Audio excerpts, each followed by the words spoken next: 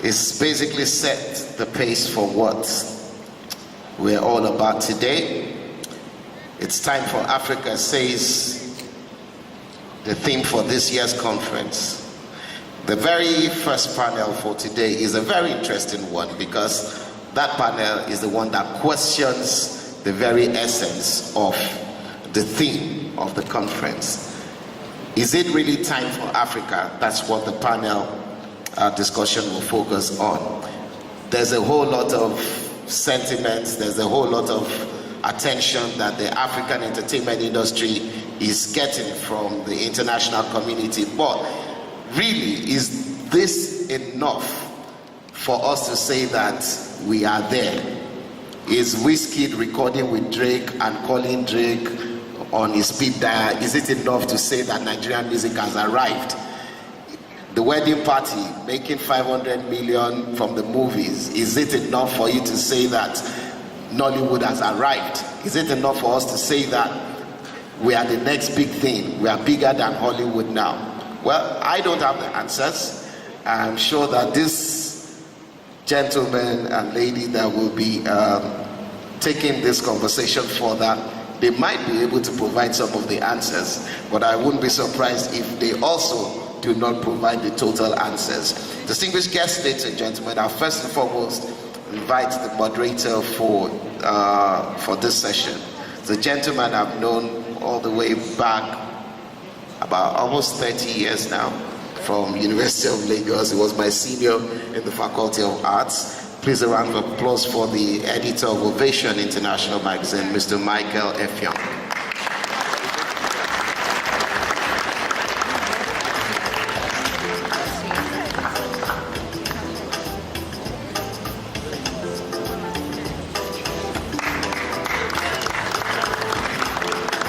Please a round of applause for Mike.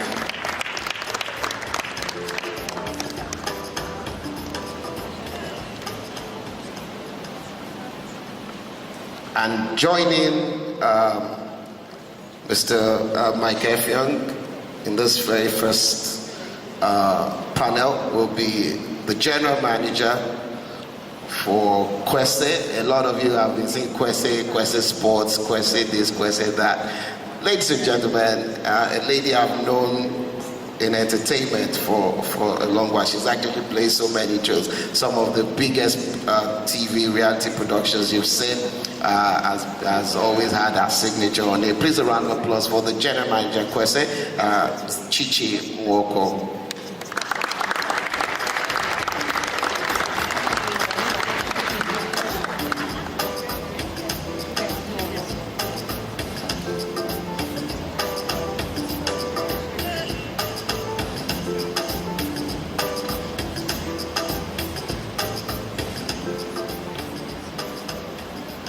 And last but not the least, to join them, okay, we have two more panelists. This gentleman created something almost out of nothing. He's a seasoned entertainer who was based abroad, but came back home, and he's founded what is arguably the largest monthly gathering of entertainers and entertainment devotees on the Lagos Island. Please a round of applause for one-time judge of MTN's Project Fame. I'm the founder of Afropolitan Vibes, Mr. Bantu.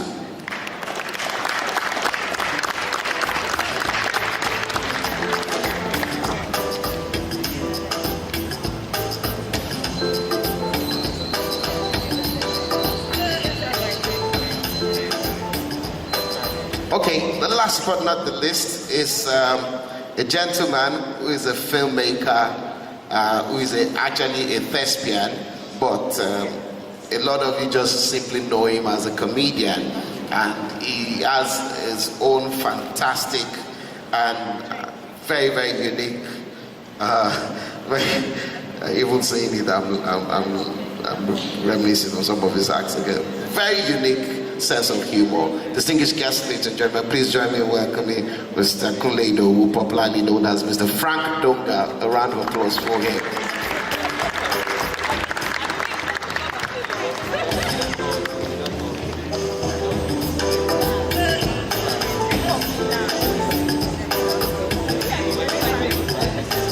All right, so the moderator, Mr. Mike Effiong, the ball is in your court. Thank you very much.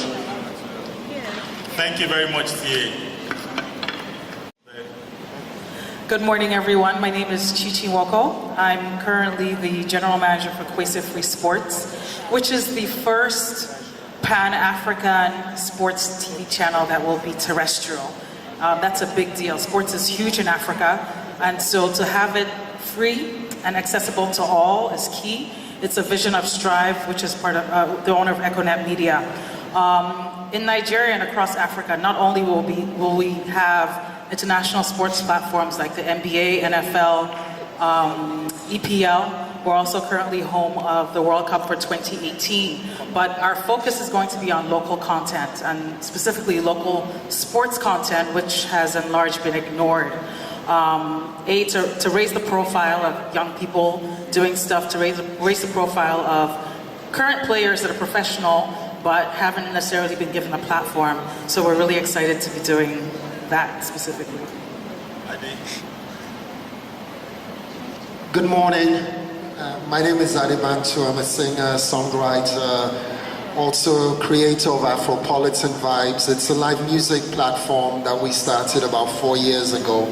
The aim was to revive the live music scene, engage artists with live musicians, and basically cater to alternative music. There's a lot of hype around popular music and a lot of attention, but we need to balance the equation. And what we felt was we needed to create a platform where people can actually hone their skills and move away from doing cover versions in hotels or at weddings and actually try out original material, be a bit more creative, a bit more daring, and also to re-educate the audience in terms of live music, to appreciate live performances instead of the boring DJ track one affair. And we started with about 60, 70 people, and it has grown.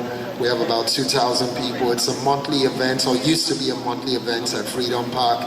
We've moved into a quarterly, and we also run an annual festival.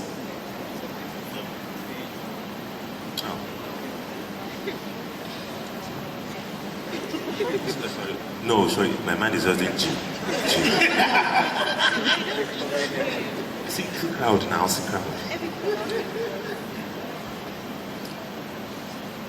My first, help my matter, I don't laugh, so that I can not make mistake.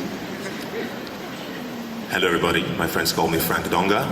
My real name is Kunle Idowu. I'm a filmmaker, comic actor, skit maker, and it's wonderful to be here talking about, is it really time for Nigeria? I believe it's time for Nigeria. If you think have been put in place, we need to work on a few other things. But I do believe it's time for Africa, it's time for Nigeria, and let's see how we thrash out this issue and get to it. Okay, let's get to the brass tacks now. Chii, do you think we have the content to actually sell? Do you think we have the content? First of all, I'd like to start by saying that it's always been time for Africa. I think the spotlight is more now as a result of social media, I think. But I mean, one of the reasons why I returned back to Nigeria after maybe 12 years working in entertainment in the States is because we saw the opportunity, you know? So Style Plus was big. Whenever, you know, at that point, you know, Nigerians in diaspora were excited. Anytime the movies came out, I mean, there was a proliferation, if you went to Harlem or Brooklyn, of movies that were selling, and then that's what we would watch to connect. Caribbeans would be watching it, we'd be learning it in school. It was actually like a course where we would listen to music that was coming out, and this is, date myself, like 15 years ago. So at that point, you know, I think from an international standpoint, we were kind of seeing that there was something going on, and we're talking in the back about it being cool to be Nigerian. Just once again, seeing like a P-Square, for instance, and seeing their music videos and seeing their fashion, you know, you're like, okay, this is a different image of Nigeria / Africa that we're used to seeing, as opposed to images of hungry children and the sorts, right? And that's why I think that people's interest have been piqued. Like, okay, This is not, they speak, they dance, they're educated, they're smart, you know, and that's something I want to be like. So if you were a younger African child or Nigerian child in the diaspora, you know, they'd make fun of you, you know. But once again, when you could say, okay, this is where I'm from, then it became cool. So with that, I don't want us to even negate the fact that this movement or what we see today just kind of happened, because it's kind of been a gradual... But if the content that you're talking about is only appealing to you, do you think you're able to monetize it? Do you think it's something you can monetize? I definitely think that we can monetize it. I think that it's being monetized as we speak right now. Thank God for avenues like YouTube that, you know, people currently can have a YouTube channel. Thank God for sponsors who are now, you know, endorsing a lot of these entertainers, both in music and Nollywood. You know, I mean, I think those are avenues where, you know, that monetization is happening. And then I think, once again, because there's more visibility, now we're kind of seeing an international focus or an international attention. So whereas someone like, I mean, we talked about Tiwa Savage earlier, who her first break was, I think it was Got Talent in UK, and she did some stuff in New York with Sony as a background singer, but literally had to come back to make her break. And so a lot of times I think we're looking to the West, right? But the West is kind of looking here as, okay, how can I make money? How can we use this massive population that we have just around us? And I'll just conclude by saying this, that I think it's okay for us to be comfortable being who we are, you know, not trying to adapt to what Western entertainment looks like. You know, I think people can appreciate originality. So something like a Fino or Flavors rapping in Igbo, Olamide, that Missy will post on her Instagram, has no idea what they're talking about. You know, there was a one that, for instance, Alicia Keys posted. Who's it? What's that guy's name? Wizkid. Has no clue. You know, so it's okay for us to be proud with our language. It's okay for us to be proud with our sound, our beat.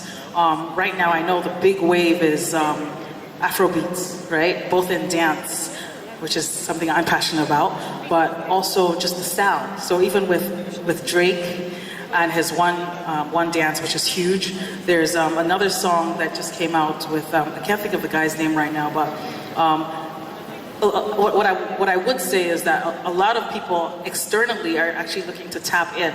So my question is, how educated are we, you know, so that if you're a producer of a beat or if you're a writer, how educated are you to not undersell yourself because you're just excited that somebody from America said, "Oh, I like what you're doing," you know?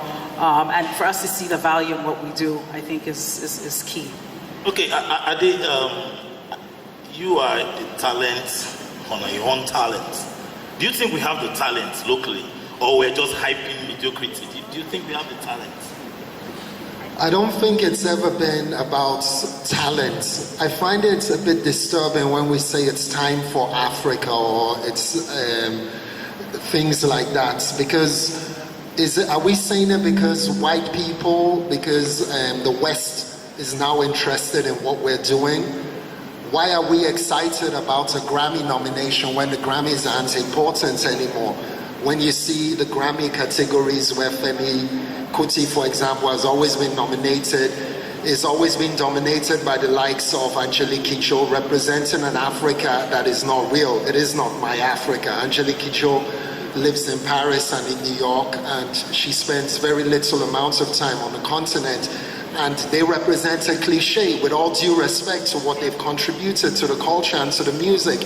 And when you look at the structure of the Grammys, you notice that it's predominantly white American, you know. So why do we always have to really spend so much energy trying to please the West?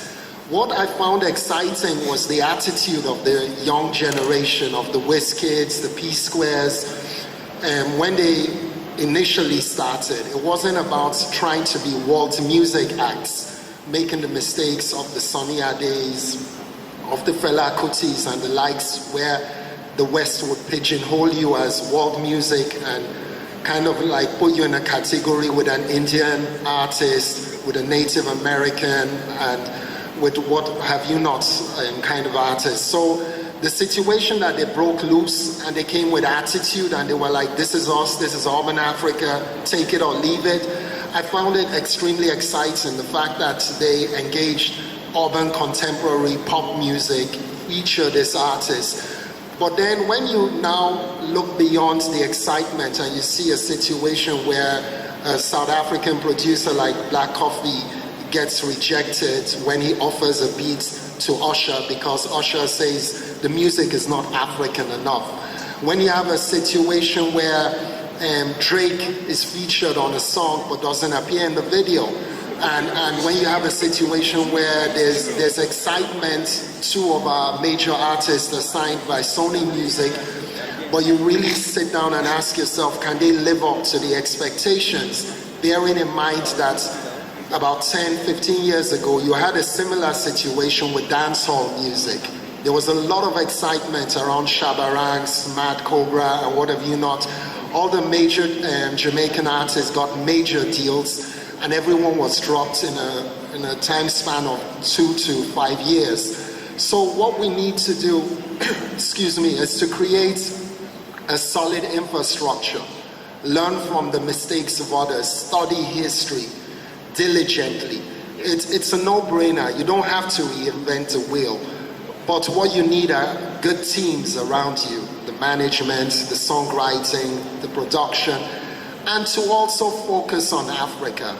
I don't think we should focus on Europe or America. The markets are big and tempting, but to be honest with you, Europe is not waiting for a Nigerian artist. America is not waiting for a Nigerian artist. You can make as much noise as you want. There'll be 1 or 2 flash in the pans, a couple of exceptions, but let us face it, how many Nigerian artists actually tour and make money off tours? Nneka, Asha, Keziah Jones, who most of you don't know, and a few others. Nigerian artists perform predominantly to the diaspora and community. Now you can argue that there was a big event in New York where we showcased Africa, which was to 80% Nigerian, which is a bit disturbing. But we should rather focus on the continent. I think there's a massive market here. I've been fortunate enough to have traveled extensively around Africa. My last trip took me to Cape Verde. There was the Atlantic Music Expo 2 weeks ago. And just listening to Nigerian music in a Portuguese-speaking West African country, it just did something to my soul. And a lot of people are looking at this market. They're looking at Nigeria. And we need to expand on the continent and not look to the West. So what are they saying essentially? You have talent, Yeah, but the structure. So what is the problem with this structure that we've been talking about? I'm sure, like Ayeni said, in 5 years, we've been discussing this. What do you think we can do in terms of the structure that we have, and how can we turn things around? Okay, let me start from just adding a few points to what Ade said about. I think the long expression for this, why we're here, it should actually be: is it time for Africa to embrace African entertainment? Because I think that is really the point, you know. And I agree with what Ade said about the fact that the West is not necessarily waiting for Africans or African entertainment. I think it's about time that Africans started embracing African content, and that's where the future lies. For example, look at what has happened in telecoms. I'm not sure MTN as a telecoms company makes more money out of any other African country like they make in Nigeria. You know, we're talking of close to 200 million people. There's a lot of opportunities there. And even if we succeed in attracting the so-called investment, because there's a whole lot of talk about attracting foreign investment to Nigeria, staying growth in our own industry. And it's exciting to see. It didn't just start today. I mean, there was a time, if you look back, or Google or YouTube, the first Plantation Boys music video, and compare it to the kind of music videos we have now. There's been a growth, you know. Before we had the kind of music videos we had, but then better equipment started getting incorporated, better directing, better editing, color grading, and just better production value. And Nigerians started looking at Nigerian music videos and say, oh wow, this looks just like the foreign ones. And especially because I think there's a new generation of people who understand cultural fusion. So people are not necessarily looking for what is African entertainment. I think we have a whole bunch of young folks all over the world who are used to entertainment just being entertainment. For example, a whole bunch of Nigerians who watch Z-World and Bollywood content. I don't think Bollywood people really want to sound American.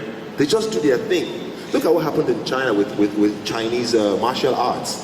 A whole bunch of people came out and wrote on the success of martial arts in the West. I forget his name now. Jackie Chan, thank you. Jackie Chan is one of them. You know, he made martial arts cool. So now I'm believing, I'm hoping that this is the time we're getting to that point where Nigerian entertainment, from stand-up comedy to comedy sketches to Nigerian movies at the cinema, TV series, and the whole works will be consumed primarily by Nigerians and other Africans who understand the culture of Africa, because primarily, I don't think you can really sell culture across like that. Let it be what it is. Not every Nigerian would appreciate foreign content in terms of entertainment. We grew up with it. That was why we accepted it. It was cool to look like Michael Jackson because of the fancy clothes and the things we saw visually as kids. It was just attractive. Many people might not really connect with the lyrics and the song, but they grew up with it. So now we have a young crop of people growing up with this kind of entertainment that has a whole lot of cultural fusion. So I think things are getting better. What we need to do, there are obvious challenges. Where I come from a background of online comedy sketches, and kind of evolved into the big screen cinema. From my perspective, a lot of things are going the social media way. They're going digital. With digital awareness and technology is driving entertainment now. A whole lot of companies are beginning to look at online platform for advertising. The traditional TV is still there. Billboards, outdoor advertising, newspapers, all those are still there. The traditional ones are still there. But there's a whole lot of movement. And the reason is not far-fetched. A whole bunch of folks between the ages of 13 to about 45, 50 spend the greatest part of their daily time in traffic or in their offices or in classrooms. They don't really have that time to sit in front of TV or listen to the radio for long hours. So you need to go and take your product to them where they are, on their mobile phones. Phones are getting smarter by the minute. They are getting more comfortable for you to use. So that's why advertisers are going into that range. So I see a situation where technology is going to drive where we need to get to from this point to where we are. Technology, and not just technology, good, accessible, and cheap technology. Okay, Chii, I am really interested about a lot of young people who want to get into this industry always talk about structure. And I'm really concerned that they find it very difficult, to put in their content there, What do you think we can do in terms of structure? Are those platforms that they can tap into to, show the talent? I think I said we have talent, but do we have the structure to harness those talents? So that, I think, is twofold. One part of the structure is the educational part, right? So, and I think right now we're speaking specifically to music or in general. You could give us the one that you're comfortable with. Okay. So let's just say we start with, I'll just say music. If you're an artist and you're looking for structure, with the advent, obviously, of technology, social media, I think it makes entry easy, because all you have to do is have your product, put it out there, and even though we're talking about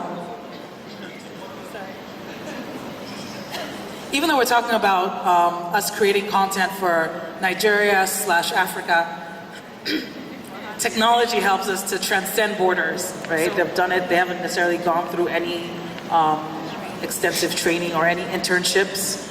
So yes, they might not be the clear structures, and right now I don't have the answers to how we can have those structures. But for instance, I'm working on a movie right now, and there's not one intern on the set. There's not one intern. Not one intern, right? And I can say that about a lot of things where their openings are there, but people just don't really want to put in the work to get to X, right? They just want to maybe say, I just want to be a musician, but have you found a studio and said, listen, I just want to sit here and get you coffee, right? And just watch and learn and absorb so that you learn the process. And I think that rings true even in the US. Like, nobody's there trying to give you, there's no one way, there's no one path to say, okay, if you want to be this, this is 1, 2, 3, but I think it's just people putting themselves out there and trying everything.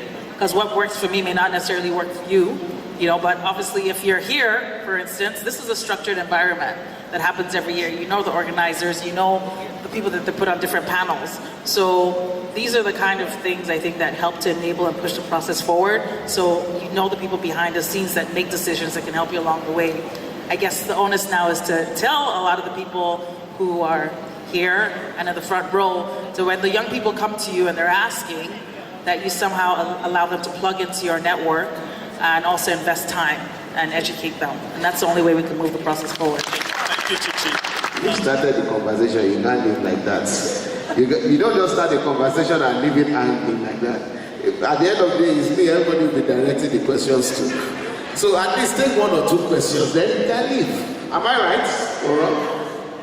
One ticket being 1,000 naira. That means that only 450,000 people saw this movie. That is less than half of the population of only Lagos itself. So my question is, how do we grow back the faith of the audience and backing up what Bantu said about having us invest in ourselves, having the audience go to cinema and say, I don't know what's going on, watch a Nigerian movie. Is it a problem of quality? Because I know we do churn out a lot of quantity, but I'm not really sure about the quality. And I'd like to ask, especially Chii from Kwesi, how platforms like that are going to come into this space and ramp up this quality for us to compete in the international market. Thank you. Okay, next person. For Apollo 360 Entertainment. The question I want to ask, which is directed to anyone who wants to pick it up, is in the music industry, for example, or in the sports industry, the talent management generally, when we talk about structure and talking about getting returns, because for investors, basically it's all about getting your money back. Whether you're investing in talent or you're investing in TV or print media or whatever, it's about getting your money back. So, Mr. Bantu spoke about not being too focused on the West, getting saying it's time for Africa because someone's getting made for a Grammy or because he's Drake is featuring someone and all that. But I want to ask, for example, if I invest and to bring out an artist in Nigeria, you need between 20 to 50 million naira. That's the truth, break out an artist in Nigeria. So the question is, if we do not look at these indicators, which I refer to as indicators and metrics of how good you're doing in the industry, which is the artist getting nominated for awards, artists getting following on Instagram, how many shows you need for. If we do not look at these indicators like being featured and all that, how are we going to make our money back on the African platform? The biggest income stream for an artist is endorsements in Nigeria. That's endorsement from brands like telecommunication brands, MTN, and the rest. That's your biggest source of money. And if you don't have endorsements, then the next biggest is shows, probably. Average artist makes between 3 to 5 million naira per show. So if you do not look at the Western parts, which you can get your songs on platforms like Spotify, iTunes, where you can get paid for mainstreaming your art. Now the question is, what structure do you have in Africa to make that money? Like how people are making it abroad. People get paid, people like an artist like James Blunt is still making millions off that beautiful song he sang almost 10 years ago. He's still making it up to now. People still make money off movies, off royalties from movies they acted 15 years ago. So the question is, if I'm investing 15 million into an artist or into an actor or someone, where's the structure here? Or how do we build that structure here so that I can make that money back without trying to look at the West? First of all, you're going to avoid the West totally. It's easy to be extremely critical when you're on the outside, which I was. But then when you get inside that, the limitations, right? So somebody from Film One or Film House will tell you, listen, on average, wedding party and AY, those are anomalies, right? And not to say we can't have a lot of them, but even in Hollywood, it's not that everything is a hit, right? So from an investment standpoint, is to know that, listen, don't invest in one movie and say, okay, I plan to get my money back. A lot of these people do 20, 15. They diversify. You know, they make decisions based on who's in the movie, and then they know that, okay, maybe I might get my money back from 2 of these or 3 of these. And it doesn't just sit with, okay, ticket sales, it's merchandising, it's everything around. And then there's a whole community. I was laughing one time when I was watching the stream of Mark Zuckerberg saying that he was excited to come to Hollywood, thinking that it was in space, you know. But in terms of structures, there's Hollywood, but then there's the actual economics of the industry, where you have the theaters there, you have fashion there, you have, I mean, it's a tourist attraction, a place they can actually go, you know. So from a real estate standpoint, you know, let's say you have, you know, you're talking about power. If you had like a actual Nollywood, right, that, I mean, when we do productions, we rent hotels, you know, we have catering services, you know, from makeup. There's so many industries that the entertainment industry supports, but we're all scattered. Whereas like in a Hollywood, there's actual economics around it, you know. So it's not just, you're just waiting, hoping to get your money back from just, you know, ticket sales. So to answer your question, there's so much that you can invest in, there's so much you can invest to actually get your money back. I think the average in Nigeria, they say, is about 50 million, to be realistic. And all this talk about the wedding party, at some point I was having a discussion with my nail lady yesterday, and she said she paid 3,000 naira to see wedding party because it was just that sold out, you know. But she was there, the hype was good, so she bought a ticket for her and her sister. That's 6,000. When we compare, I think we should compare not against the West, because it's just not fair. I think we should compare ourselves against ourselves and how far we're coming. If you mentioned, 450,000 people, that's only 30 screens across Nigeria. It's not a lot of screens. So where we were last year, where I think it was about 20 or 25, I mean, the number is coming up. So what we're seeing today, obviously, didn't just start today, but if you say, okay, that 450, how does it compare as to where we were 10 years ago, when it was maybe just Silverbird Gallery or maybe one other? So with the likes of hopefully Filmhouse and Genesis, the more screens that we get, then there'll be a correlation of more people supporting it. I don't think there's a function of people not wanting to support it. I think there's access, once again, investment, just not having the facilities to be able to even go and patronize a lot of the content. From the Kwese standpoint, I mean, like I said, we're terrestrial. 60% of our content is going to be local, you know, and so we're not, let me say this, we're not going to be like the other stations. We'll actually go and cover stories that are impactful. Our goal is to actually be a television station with a purpose, you know, and go out there and tell the stories. Now, a lot of stations may not have those big pockets, you know. A lot of the local homegrown ones to be able to say, you know what, we don't care, we're just going to go and just be a TV station, we're going to leave with content, hopefully get the eyeballs, and then just wait for the returns to come from advertising and sponsors, which in most markets, you know, that's how it works. That way, you're not limited by funds to produce good content. I hope I've answered your question somehow. It's interesting you mentioned the wedding party as a case study. It actually is. So imagine how shocked I was when I was driving down 3rd Mainland Bridge and I saw the wedding party CDs on 3rd Mainland Bridge when it was at the cinemas. And I couldn't believe it. Then I saw pictures of it. If you people actually have the, you know, business to slide into my DM on Instagram and say, Baba, Alpha, where the link for that your film? They just don't get it as it's piracy. So, not totally remove the fact that showbiz is biz after the show, after the whole show, the biz part of this will come calling. And if you can't make your money back, after a few attempts, you probably don't want to do it again. So people can put everything into showbiz in Africa and in Nigeria especially, they need to get money back. So I guess that is where the whole government thing comes in. Charity. A lot of people do great works there. In the country, trying to bring attention to the fact that piracy is killing the industry. And if the government puts that in place and the security, people are free, they feel safe to go to the cinemas, and they know that when they put their money on projects, it's not going to get pirated and the life is not going to be just cut off halfway, and they can get rewards back from the investment. More people put money in, you get better production, and I don't think you need to worry so much about the quality matching up to the foreign ones, because Nigerians have good taste. after a while, there will be so much of it, people will start doing things differently. They will now start noticing that this picture quality is different or better than this one. The sound quality of this is better. Naturally, Nigerians love good things. They will migrate to the better ones, and the ones that will have to up their game. Thank you, Oliver. Thank you very much.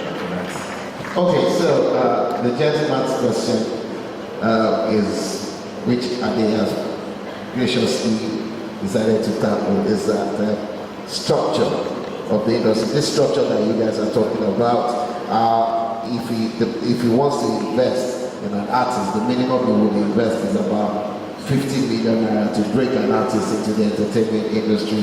How does he make that money back if you're telling him to ignore the West, ignore the Spotify's and YouTubes of this world that brings revenue back? He's not sure you make that much money from shows. If you are saying that he should ignore the West, is there a structure locally that can guarantee him making his 50 million back or even more than that? I mean, we're talking about the creative industry, and there's a word I like to use. I call it creative resistance. You have to disrupt the program. Now, what do I mean by that? Yeah, it costs you 50 million to break an artist when you're doing what every Tom, Dick, and Harry is doing. Basically, investing a lot of money in a video, trying to look the part, and not paying attention to alternatives. I think a lot of artists here are just plain lazy.